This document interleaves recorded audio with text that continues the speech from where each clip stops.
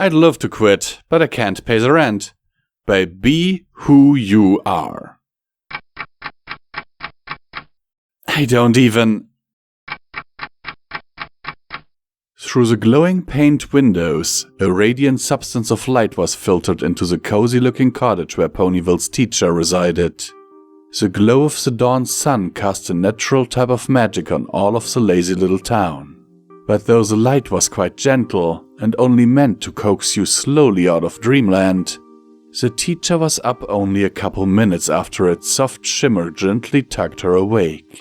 She opened one eye slowly, followed by the other, and like that her mint-green eyes reached their first vision of the new day.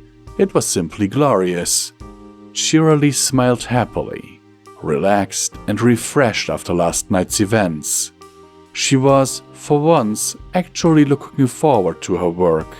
Maybe I should do my work in the morning more often, she thought as she began the painstaking process of getting oneself out of their warm, comfy, luxurious bed. Finally she managed to get her heavy head off the soft silk pillow, and she blinked the last specks of lingering sleep out of her eyes.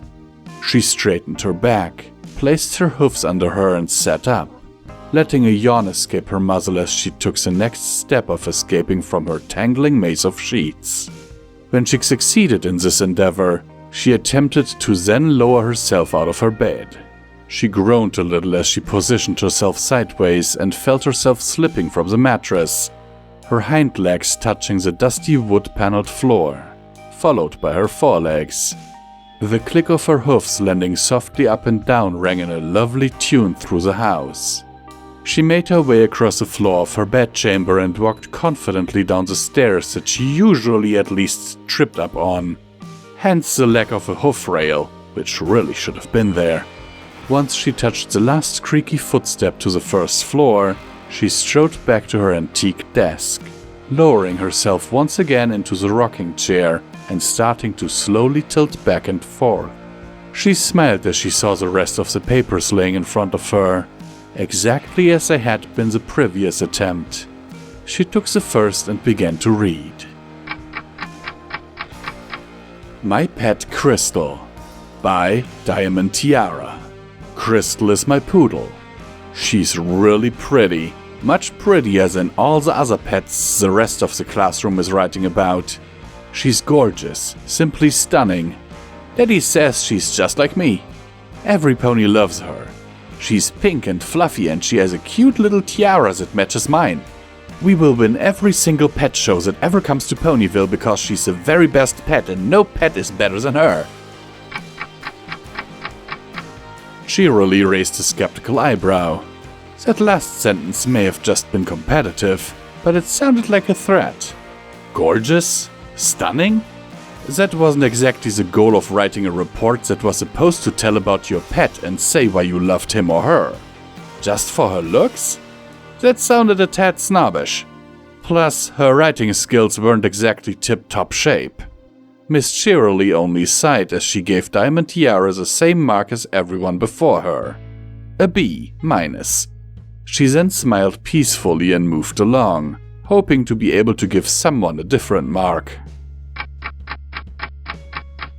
My Pet Goldie by Silverspoon. Goldie is an awesome little hamster. She's golden, hence her name, and she is also very fluffy.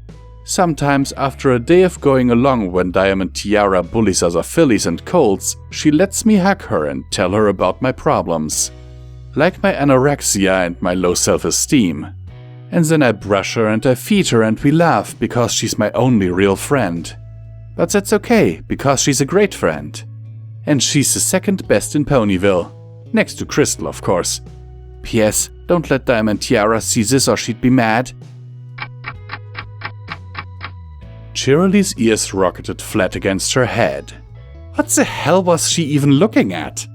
Bullied by Diamond Tiara? Anorexia? She had to notify this poor filly's parents. She looked around, weighing the worth of ratting on the filly. Well, if she told Silver's parents, then they would get mad at Filthy Rich, who would make sure the blame ended up where? The teacher who saw the problem and didn't try to connect it until too late. Cheerily shuddered and decided she would have to let this one go. She gave it the exact same mark, beginning to feel like she wouldn't need any other. My Pet Pepper by Twist. Pepper is a skunk that I found in my backyard. She smelled really weird, kinda gross, so I took her inside for a bath. My mom screamed at me and told me to put her down, but I couldn't do it. So I hid her in the garage. There were claw marks all over the walls and it smelled really icky, but I still gave her food even though she bit me a lot. And my mom took me to the doctor and he said I had something called rat skis or rabies or something. But I still keep Pepper in the garage and my mom doesn't know. But hey, it's her fault for not letting me get a cat. Cheerily was speechless. For a second, her brain wouldn't even work properly. Wild skunks and rabies? That was it. She once again removed herself from the chair, letting her hoofs drop to the ground as she walked away from the desk. She grew farther and farther away from the oddities of her job as she entered the kitchen, feeling a notable change of wood to polished tile as she entered the door, heading straight for one goal and one goal only. She needed about 5 cups of coffee right now, and nothing, not even her job of teaching a class full of wackos, misfits, daredevil in training, hoity-toity brats and future outlaws, would stop her.